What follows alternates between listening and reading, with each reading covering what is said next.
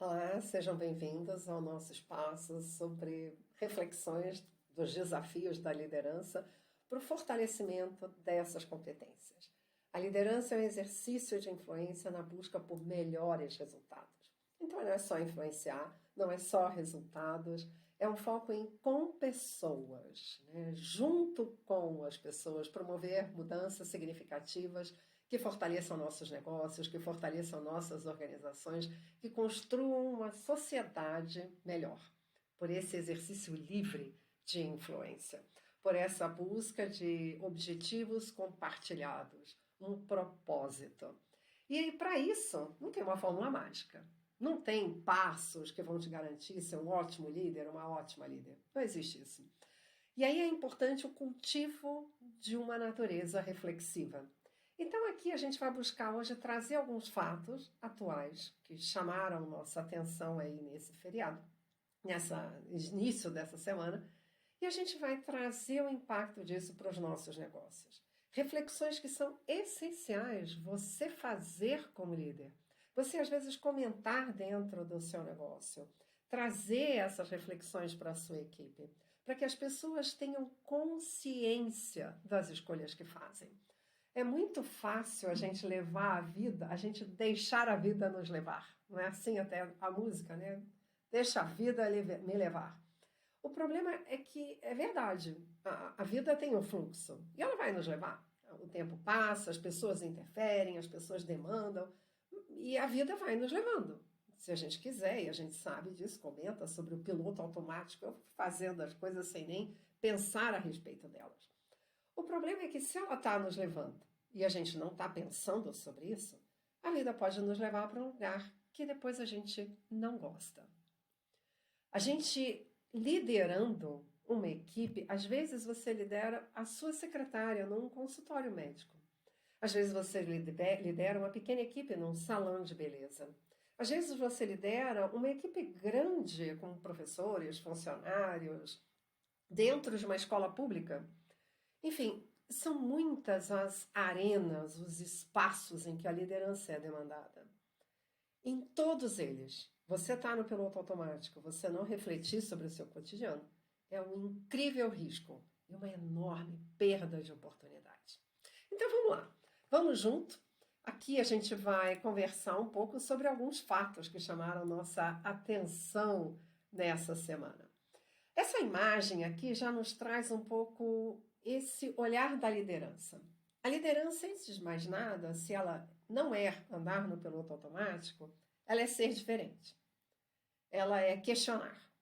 Ela indaga sobre consequências das ações, das decisões tomadas, ela observa a relação de causa e efeito, ela entende que a cada resultado ela precisa olhar em retrospectiva e extrair aprendizados, ela aposta nisso. Só isso torna, né, a pessoa diferenciada. Essa semana me chamaram a atenção dois fatos, na verdade são três, mas dois são bem negativos.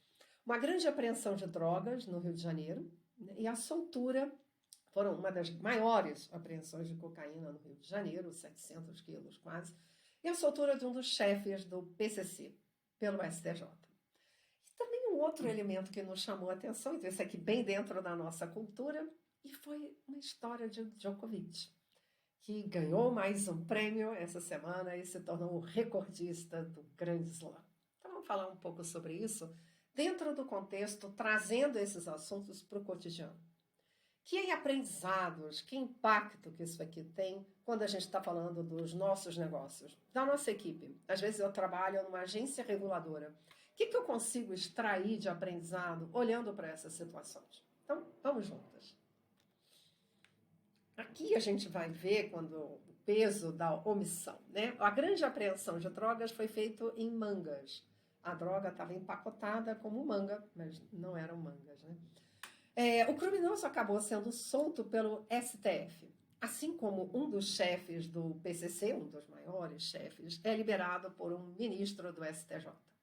Eu vi o comentário sobre essa liberação, né, por um único ministro do STJ, sendo feito por um promotor de justiça, indignado com a escolha feita.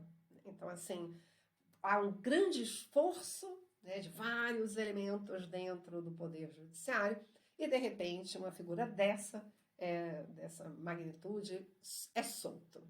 E aí primeira coisa que a gente olha, Mônica, mas isso, né, eu, sei lá, moro em Brasília, moro no Mato Grosso, e aconteceu, foi solto lá no Rio de Janeiro. O que eu tenho a ver com isso? Ou em São Paulo, o que eu tenho a ver com isso? É que isso é noticiado, amplamente noticiado.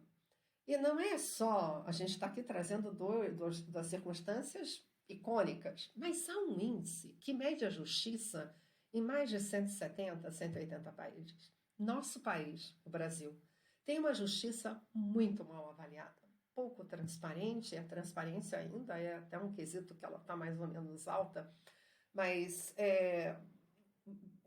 a justiça não é exatamente isenta, dependendo de quem está sendo julgado, ela tende para um lado. Ela não é efetiva, ela não combate crimes futuros, ela é muito permissiva, são vários quesitos. Então, há países que têm esse índice no verdinho, lá, indicando que está ok, há um senso de justiça no país, e o Brasil está lá na lanterninha, nas partes vermelhas, não é nem amarela, é vermelha a maior parte da sua pontuação. E há várias pesquisas, não é a Mônica que está falando, há várias pesquisas que dizem que quanto maior esse índice de justiça, é um dos elementos que contribui para o sucesso da economia, dos empreendedores, dos pequenos negócios, dos grandes negócios, porque há justiça. Há esse ambiente que se sabe que a lei será cumprida. A lei não distorce para cá e para lá, não. A lei ela é respeitada e ela é válida para todos. Então aquilo que foi pactuado segue válido. Quando a gente olha para isso, então a gente entende, a Mônica falou de pesquisas, ok, esse índice interfere. Mas, gente, nossos colaboradores, as pessoas que moram conosco, às vezes vivem perto desse ambiente, onde tem alguém do tráfico de droga. A gente vê hoje, a gente citou aqui o Rio de Janeiro, há áreas muito nobres dentro do Rio que a aquisição agora feita de imóveis, né, dos apartamentos, casas, é feita por traficantes, chefes do tráfico. Então essas pessoas começam a estar próximas do nosso cotidiano. Às vezes inspiram um colaborador nosso. Às vezes põem uma pulga na cabeça, nem vou dizer de nossos filhos que são mais jovens, que ainda o risco é maior. Mas essa cultura é onde, né, que permeia uma justiça tão débil, que faz, por exemplo, um forte impacto e pouco medido na nossa produtividade. Talvez você já tenha ouvido falar que, às vezes, em hospitais públicos, repartições públicas, repartições não é nem o termo, mas hospitais, escolas públicas, às vezes também alguns órgãos públicos, eu tenho visto às vezes não tão comum, mas as pessoas falam, não, você está produzindo muito, reduz um pouco o ritmo. Nossa, você fez tantas e tantas cirurgias. Não, normalmente aqui a gente não faz isso tudo. A gente faz menos. Menos? Por quê? Não tem uma fila de espera, por exemplo, para uma cirurgia? Às vezes é de dente, às vezes é uma cirurgia de rins ou tantas outras necessárias, né? E que há uma redução do resultado. Isso significa redução da qualidade de vida da população, de modo geral. Então, essa cultura é uma coisa, está linkada à outra. Não, aqui a gente tem que fazer o mínimo, porque é assim. Todo mundo aqui quer se dar bem. Se as pessoas conseguem, inclusive, na justiça, alguma coisa que as alivia completamente dos seus crimes, eu não vou entregar o meu melhor. Eu não vou entregar o meu melhor. Há casos, às vezes, até que, desde postos mais altos até mais baixos, por exemplo, em escolas públicas, há furto de merenda escolar. Já pensaram sobre isso? Então, valores e ética têm um enorme impacto sobre os resultados. Mônica, mas isso é na área pública, sério? E aqueles funcionários que às vezes, não, vou levar só um pouco de farinha porque eu estou precisando. Farinha de trigo. A padaria tem muito. Ah, não, eu vou levar aqui Na verdade, a gente está trabalhando muito, produzindo muito. Vamos todo mundo produzir um pouco menos. E às vezes, pessoal, são escritórios, às vezes é um salão de beleza que leva o papel higiênico, que leva as lixo, que leva. É levar, é furto. Ah, não, não é furto, porque isso não não era seu, você levou. É furto. E aí isso gera uma perda nos nossos negócios. Gera uma perda de produtividade, gera uma perda de confiança. E a confiança é a base mestra para a gente avançar. Então, isso a gente tem que se importar. Mônica, como assim que eu tenho que me importar? Porque a gente vai ser testado. Não importa lá a droga em manga, eu não sou do PCC, mas isso em pequenas escalas, em diversas formas, vai chegar próximo de nós. Quem sou eu?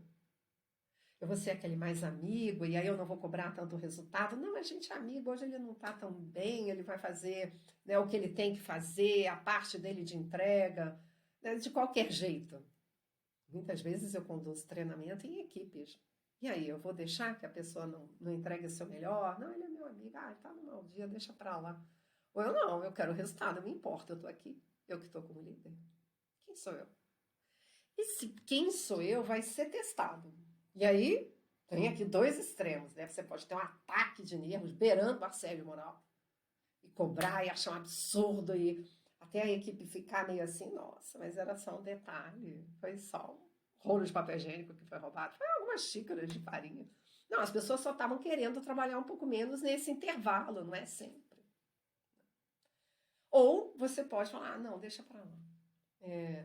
Eu ainda estou tendo resultado. Quem é você? Isso vai fazer diferença? Enorme diferença. Porque antes da gente se preocupar mesmo com o produto, com o serviço, com o lucro, a gente tem que preocupar com aquilo que gera tudo isso, que é o nosso ambiente de trabalho. É a empresa, é aquele ambiente. Aquilo que vai gerar um ótimo treinamento, aquilo que vai gerar uma ótima escola, aquilo que vai gerar um ótimo serviço de beleza, ou de estética, ou de saúde de um modo geral. E esse ambiente ele tem que ter propósito, ele tem que ter valores, ele tem que ser um local que possa nos blindar da cultura que a gente está inserido. Quem faz isso? Individualmente, cada um é adulto, responsável por si, mas principalmente o líder, você. E aí é muito difícil, porque não tem uma fórmula. Como que você faz quando você pega isso, né? Primeiro, evite os extremos. Então, esses dois aqui, corta eles. Não dá para você ser omisso, porque você não vai nem perceber quando, de repente, você começar a ter prejuízo e quebrar, e sim quebra. A gente já viu casos de empresas gigantescas quebrarem, porque todos, por fim, roubaram. Quem não roubava já tinha saído, e o dono nem percebeu. Então, não dá para ser omisso. É muito que você vai perder. Você vai perder tudo. Não é só, e aí isso é muito importante, né? Claro que a gente vê, eu tenho experiências próximas de vários empresários, mas é muito importante a gente buscar pesquisas. O quem mais já pensou sobre isso, quem já viu, e as pesquisas são inúmeras que mostram o alto custo da omissão. Então, líder não pode ser omisso. Faz muita diferença um ambiente justo, principalmente para as melhores pessoas. Aqueles talentos, aquelas pessoas que querem dar o gás. Então, se alguém veio até você e te contou, está tendo um roubo, né? Ou te falou, há uma operação padrão e as pessoas não estão querendo entregar o combinado, aquilo que é possível, não é nem o máximo, é o mínimo, né? Se você não fizer nada, depois dessa pessoa ter reunido tanta coragem e vindo até você e se exposto, você vai perder uma enorme possibilidade de fazer um grande ambiente de trabalho, uma grande empresa, um grande, pequeno escritório de saúde, de estética, do que for, um pequeno, grande salão de beleza que as pessoas se sentem renovadas quando elas vão no trabalho. E elas se sentem renovadas porque ali há um ambiente contra a cultura, onde há justiça, onde há ética. O que é a ética? É onde as pessoas buscam não enganar, não mentir, não roubar. Isso é a ética. Eu acho que é uma das melhores definições dos muitos livros que já li sobre ética. Então, não dá. Então, a primeira coisa é agradecer a essa pessoa. Às vezes você não viu por uma pessoa.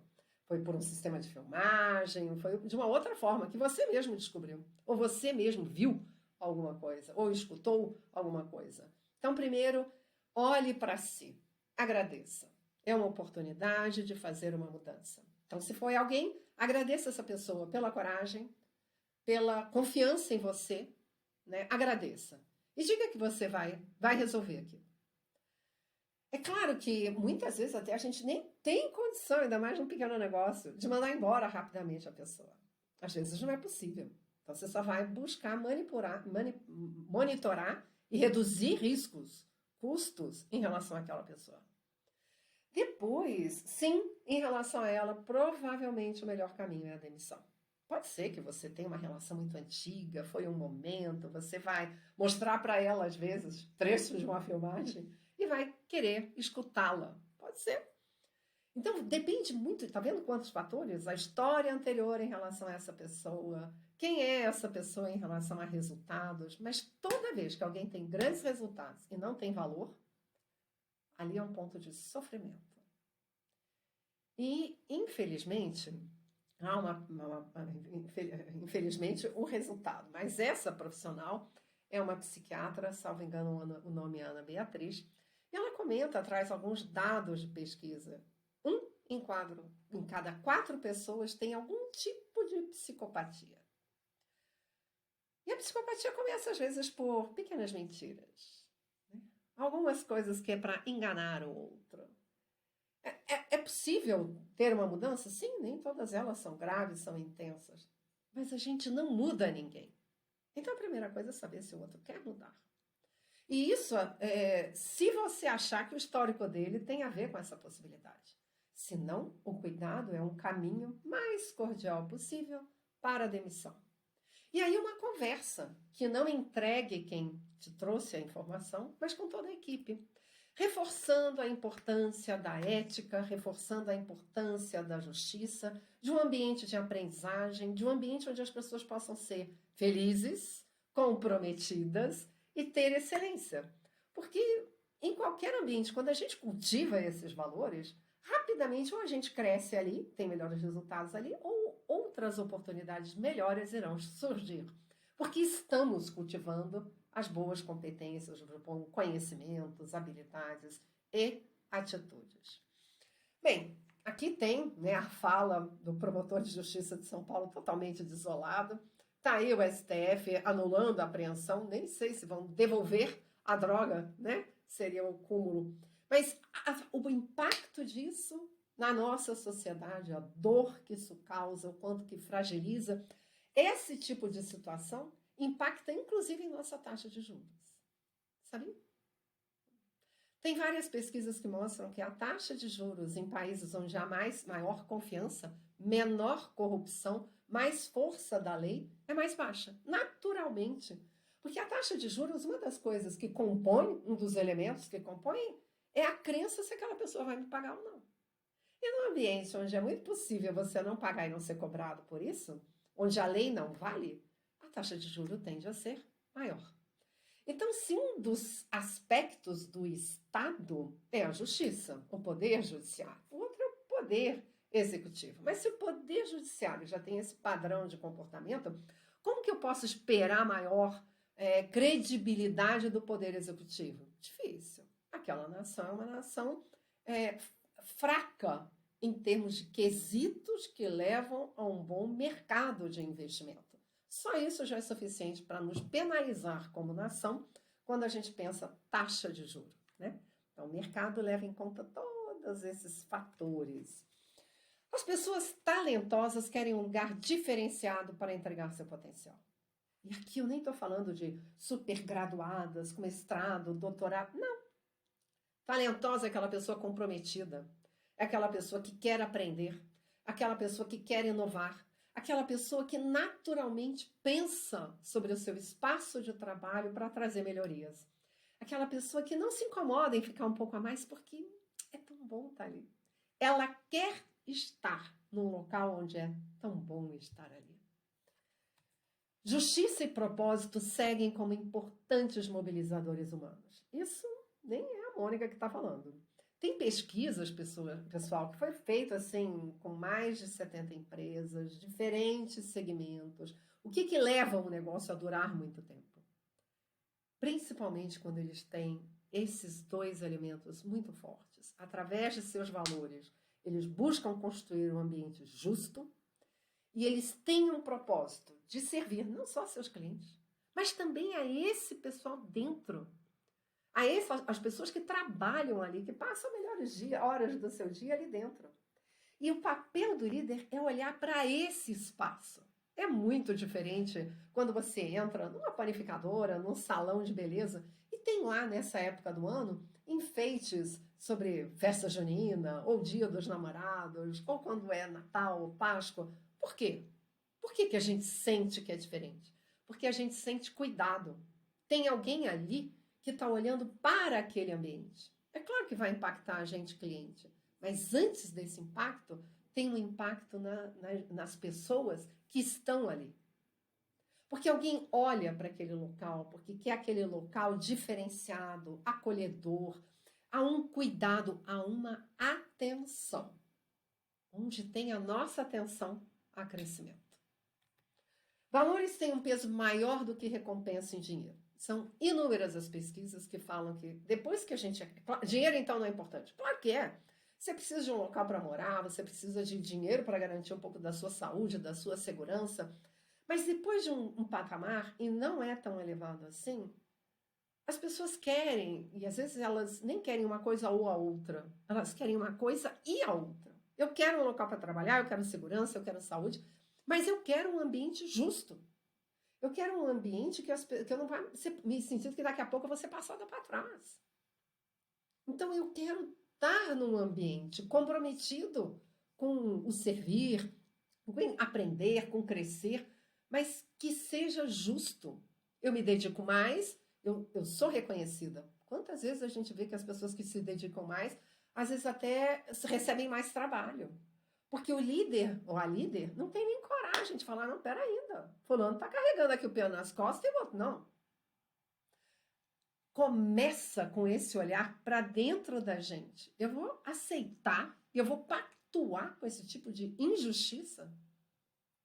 Fulano leva daqui várias coisas, papel do escritório, clips que seja. Ciclano não. Eu vou deixar, fingir que não vi, quando eu estou enxergando. Quem sou eu? A liderança não é um cargo. Não é nem se você é dono do negócio, às vezes você não é líder. A liderança tem essa coisa de olhar e saber primeiro o que é certo e o que é errado. Quantas pessoas já perderam essa noção no nosso país? Muitas. Nem por isso o certo e errado deixou de existir. Nem por isso a ética deixou de ser relevante. Ou as pessoas esqueceram do que se trata justiça. A justiça é um dos valores que vem conosco desde a época das cavernas. Um dos mais poderosos. Faz toda a diferença. As pessoas entregam mais ou entregam menos, dependendo da justiça. E a base para isso, para essa entrega, é a confiança. E eu não confio em quem eu não acho minimamente justo. E isso demanda, pessoal, coragem. Esse é um investimento sem custo. Promover um ambiente de justiça e que tenha propósito. Quanto que custa isso? Nada. Nada. E eu vou investir o quê mesmo? Que investimento é esse se não tem custo? Aí a gente vai falar sobre a segunda grande notícia dessa semana. Eis aqui a foto do Novak Djokovic. 23 vitórias na carreira, tá aí no final de Roland Garros. Líder isolado no circuito de tênis, 36 anos. Uma posição firme em não tomar vacina. Ser fiel a seus valores. Aqui, pra gente, não é relevante se a vacina era boa, não era. Ele achou que não era. Aqui, pra gente, é importante qual era o valor dele. Esse respeito em relação ao seu corpo. Olha a fala dele, né? E aqui ele estava sendo entrevistado, e é muito legal, porque o entrevistador pergunta a ele, Novak, você sabe que porque você não vai tomar vacina, você pode deixar de, né, fazer parte, que nem aconteceu mesmo, do torneio da Austrália, e você vai deixar de bater vários recordes. Você vai deixar de ser essa estrela, você vai abrir mão disso. Por quê? Por quê? É só um trem. Põe, toma essa vacina. Se presta, se não presta, pouco importa. O importante é quem você será. Quando perguntado o quanto ele poderia, né? Essa foi a pergunta, por que Novak? Por que ele respondeu? Os princípios de tomar as decisões sobre o meu corpo são mais importantes que qualquer título. Tento estar em sintonia com o meu corpo, o máximo que eu consigo.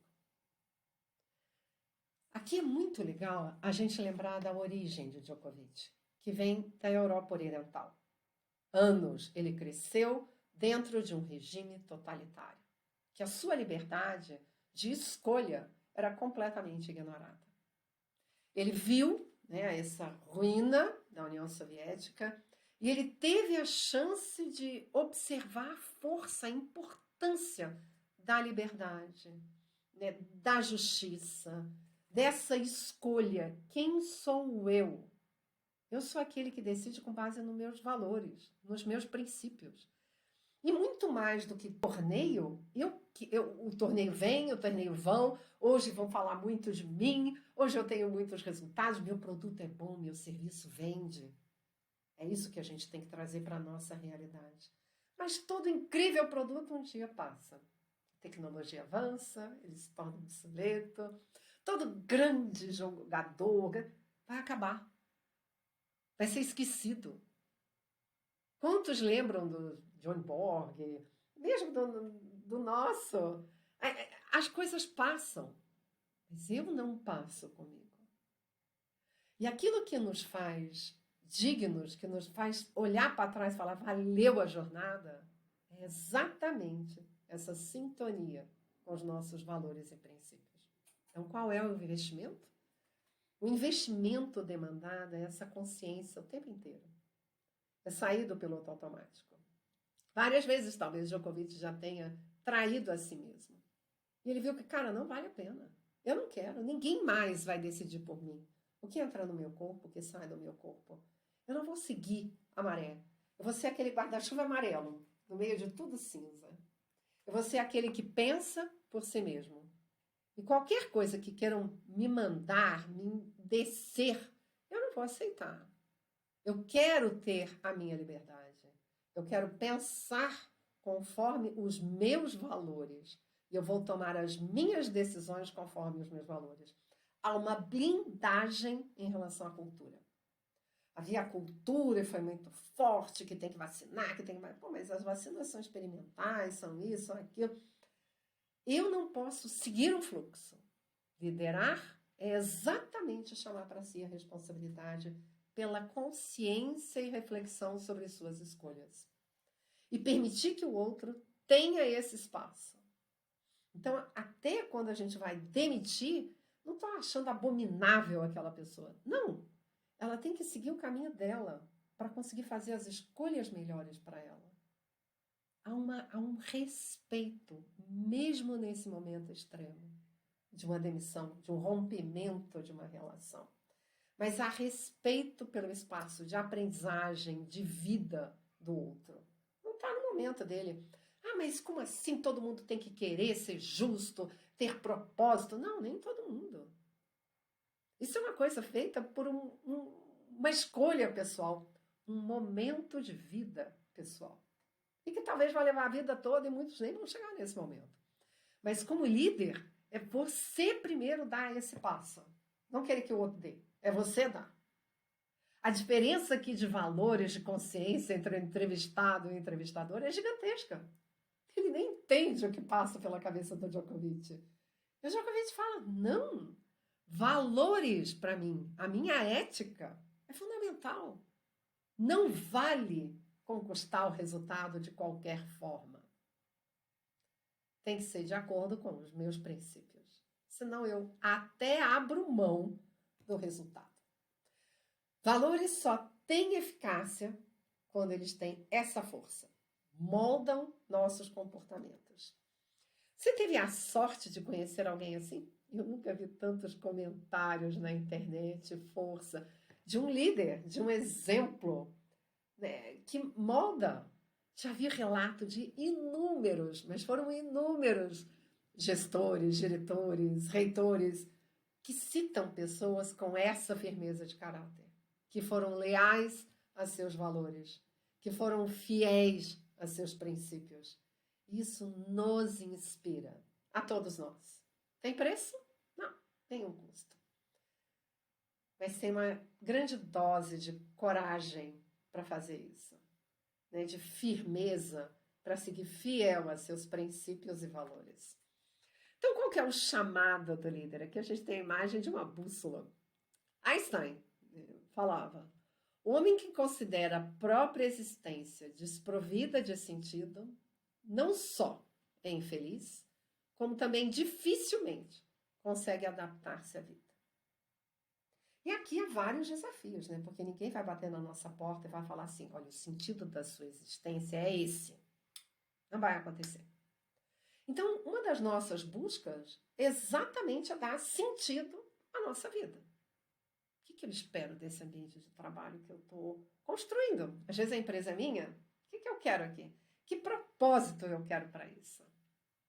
E quando eu tenho esse propósito de repente, criar esse ambiente onde respeito, onde excelência sejam relevantes, né? Essa abertura para o novo, para o aprendizado seja importante.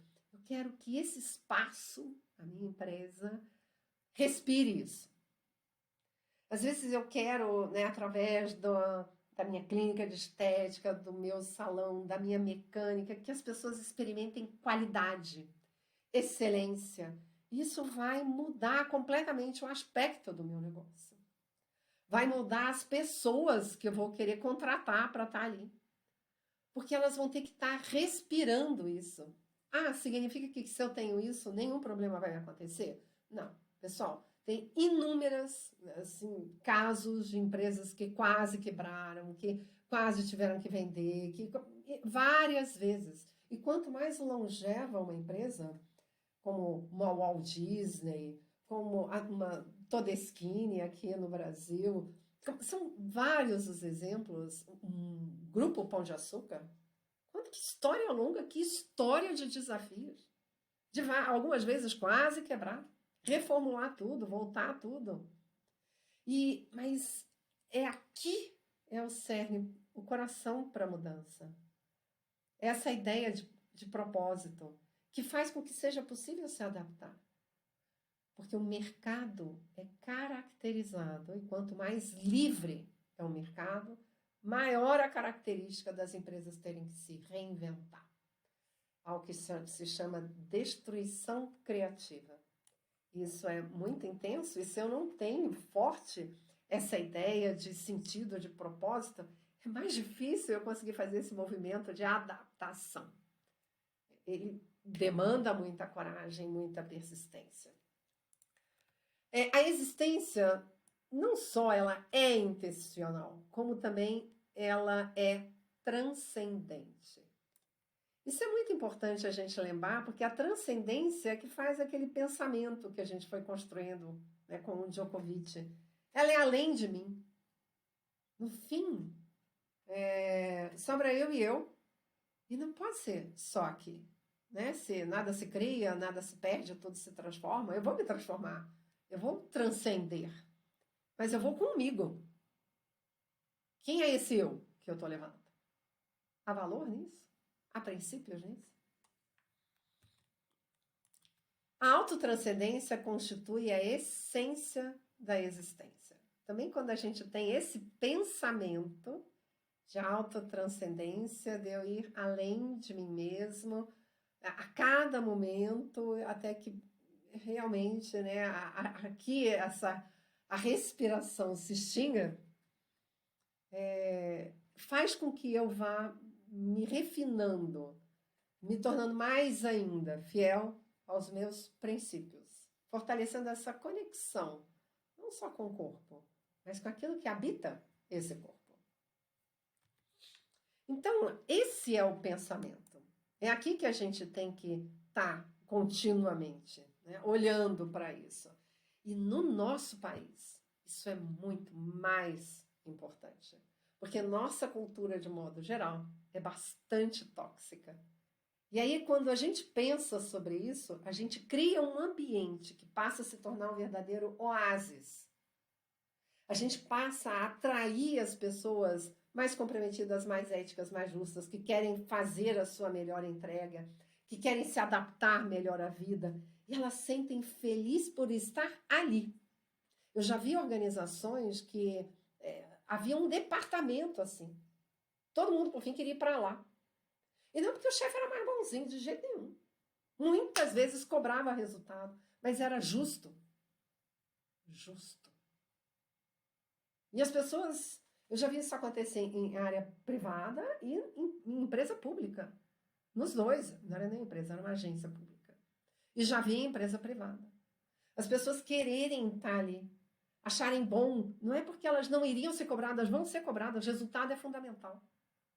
Então não serve qualquer entrega. Não vou pactuar com a mediocridade. Isso não é ético. Vou estar enganando a mim, ao outro. Então, não significa que todo mundo vai gostar, mas os melhores vão. Quem que a gente quer? Todo mundo, os melhores. Essas são escolhas fundamentais para um líder fazer. É entender que o modo de fazer é ser. Começa com as nossas escolhas. Começa com essa reflexão, quando eu olho para esse cotidiano e vejo o que está por detrás, o que faz com que as pessoas comentem tão intensamente a posição do Djokovic. Às vezes nem sabem o motivo, mas como líder a gente não pode não saber o motivo. A gente tem que entender esse motivo profundamente. E essa vontade de justiça, de propósito que habita todo ser humano. E num ambiente onde falta justiça, onde há baixa ética, uma baixa confiança, porque o Brasil também tem baixa confiança, isso faz mais diferença. Então, aqui que a gente tem que olhar mais, mas quem eu sou? Eu engano também? Eu estou mentindo também? Eu também quero dar o meu menor? Me poupar? Se você tem um negócio que é se poupar, você está no lugar errado.